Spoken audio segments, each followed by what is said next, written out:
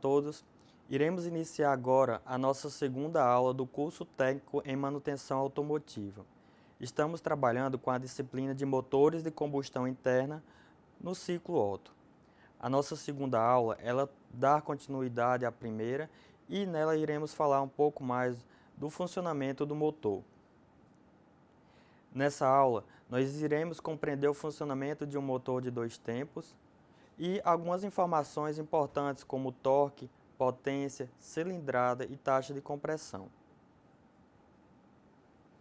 Bom, e o funcionamento de um motor de um cilindro, que é um motor de dois tempos? Bom, o motor de dois tempos, ele completa o seu ciclo de trabalho com apenas uma volta da árvore de manivelas, o que difere de um motor de quatro tempos, que é necessário duas voltas completas dessa mesma árvore de manivela. A grande maioria dos motores de dois tempos, eles não possuem válvulas. Os motores de dois tempos, eles possuem, na verdade, aberturas nas paredes dos cilindros, chamadas janelas, através das quais entra a mistura e saem os gases resultantes da queima da mesma, como pode-se perceber pela figura 1.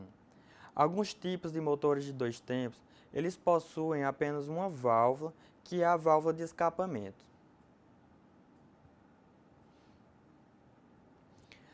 E os tempos de um motor de dois tempos? O primeiro tempo ocorre a admissão e a compressão. A janela de escape está parcialmente aberta, enquanto as janelas de admissão e de transferência estão fechadas. O êmbolo forma depressão no cárter, o que faz com que haja admissão da mistura. O êmbolo ele inicia a compressão da mistura e a janela de admissão está parcialmente aberta nesse momento. A mistura ela penetra no cárter sob o êmbolo. Terminada a compressão, começa a combustão na câmara, devido à centelha da vela. A mistura continua a entrar no cárter, ainda nesse momento. A partir daí, começa-se o segundo tempo, que é o de combustão e escapamento. Devido à combustão, iniciada no final do primeiro tempo, dá-se a explosão que empurra o êmbolo para baixo. Abre-se parcialmente, portanto, a janela de escape, enquanto se fecha a janela de admissão. Neste ponto, abre-se a janela de lavagem e, pela ação do êmbolo, a mistura do cárter enche o cilindro acima do êmbolo e provoca a expulsão dos gases resultantes da combustão. Desse modo, completa-se o ciclo de trabalho e o conjunto fica em posição de começar um novo ciclo, dando-se, portanto, o fim dos dois tempos e uma volta completa do eixo de manivelas. A partir desse momento, iremos tratar alguns dos principais conceitos quando falamos sobre motores de combustão interna.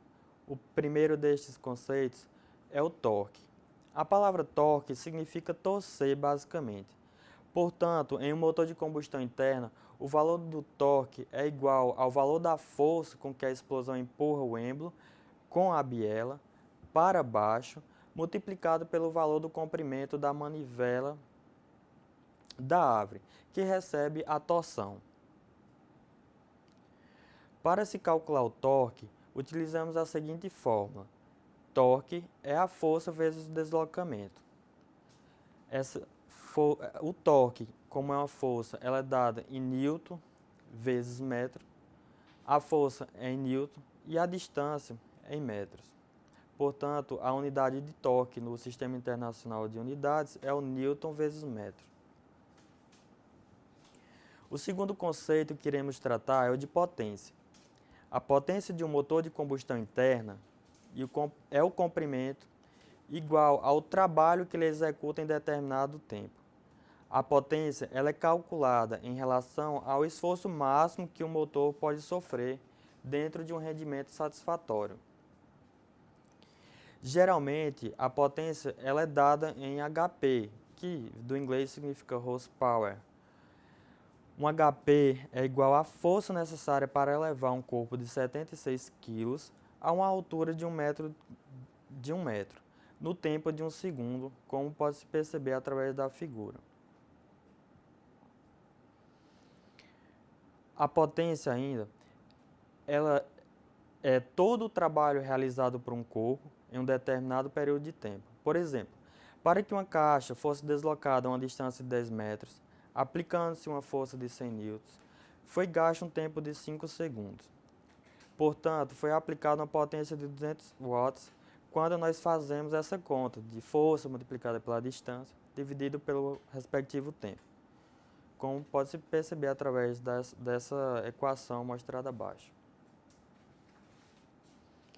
O quarto tópico fala sobre a cilindrada. O conceito de cilindrada é muito importante porque nós ouvimos no dia a dia a sua aplicação. A cilindrada nada mais é do que o volume ou espaço deslocado pelo êmbolo quando ele sai do ponto morto superior até o ponto morto inferior. Ou seja, é a quantidade aspirada de mistura a combustível pelo êmbolo. O cálculo da cilindrada é dado pela relação entre o curso do pistão e seu diâmetro usando a seguinte fórmula: 3,14 vezes r² vezes h vezes n. Explicando melhor essa fórmula, nada mais é como o cilindro é composto por uma superfície cilíndrica que é dada pela área do círculo, que é πr², nada mais é do que essa área, vezes essa distância percorrida. O quinto conceito trata-se sobre a taxa de compressão. Essa taxa de compressão ela é uma relação que é dada pelo volume total do cilindro e o volume da câmara de combustão. Então, essa taxa de compressão, como falei que é uma relação, é uma divisão, onde no numerador nós temos o volume do cilindro e o volume da câmara de combustão, que é aquela região entre a cabeça do pistão e é onde ocorre a combustão, dividido por esse volume da câmara de combustão. É importante nós entendermos três principais conceitos quando falamos de taxa de compressão.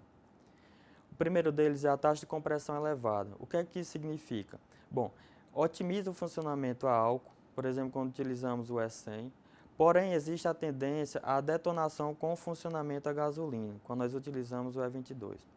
O segundo conceito, ele fala sobre taxa de compressão baixa.